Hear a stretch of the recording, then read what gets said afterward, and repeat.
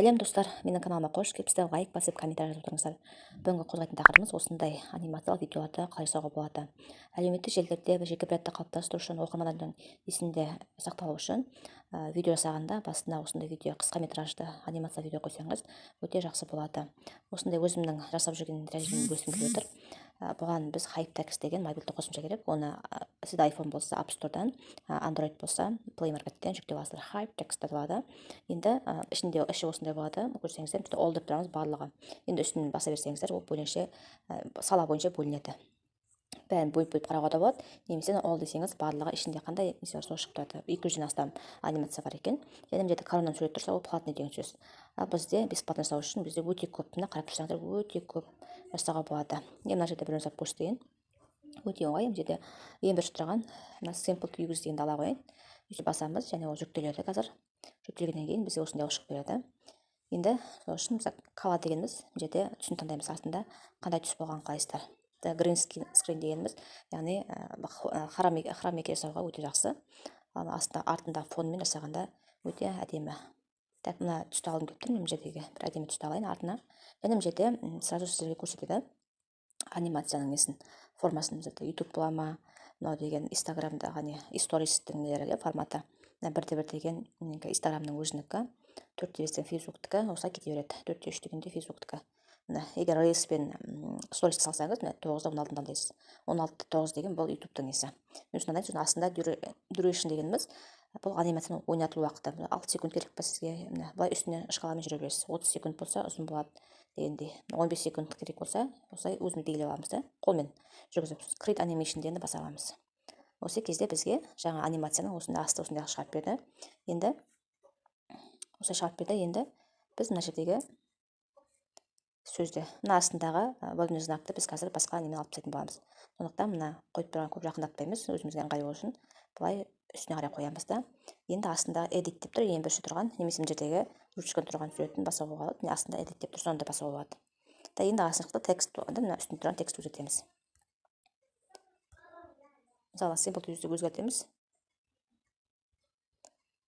Мысалы, мен жаза қояйын. Хан шатыр деп жаза қояйын. Хан шатыр, мысалы, дүкендер деп жаза қояйын.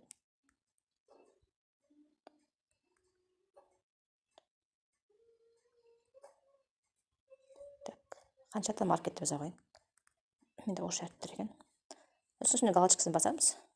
Және астына текст жаза, енді фонт дегеніміз міне. Несі, қандай формада керек бізге. Енді астына кала деп тұр, енді нені түсін өзгертеміз. Мына жазғанымыздың түсін өзгертеміз. Бізге көк түс, сондықтан бізге кішкене қызыл түс керек болатын сияқты. Так.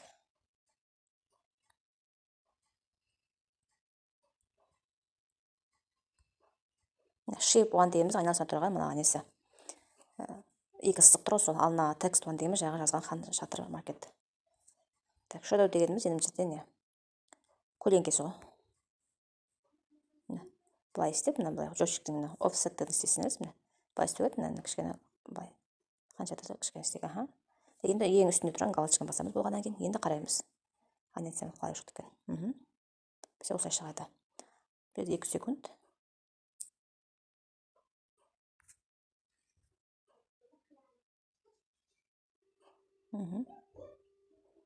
Астындағы строкамен көбейін істеуге болады. Ең дегеніміз ең басты басылады деген сол.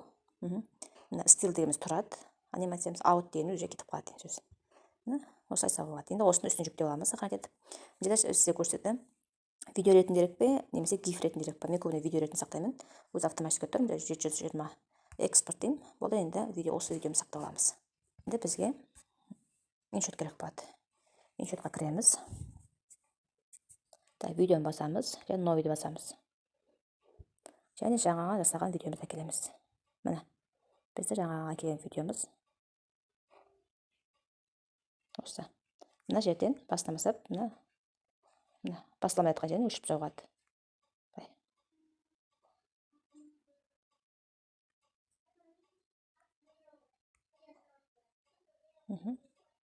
Осылай тұрып, тұрсын бай кетіп қалатын қылып істеуге болады.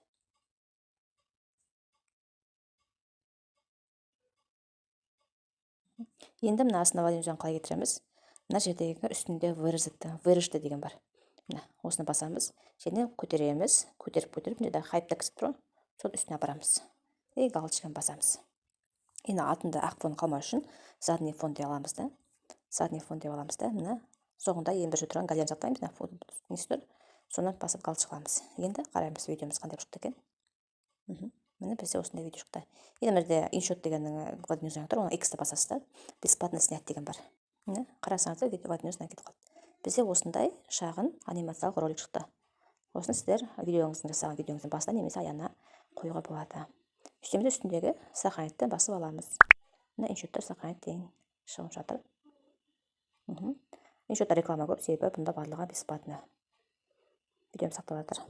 Достар, видео пайдалы болса, лайк басып, комментарийға тағы қандай видео түсіру керектігін жазып кетіңіздер.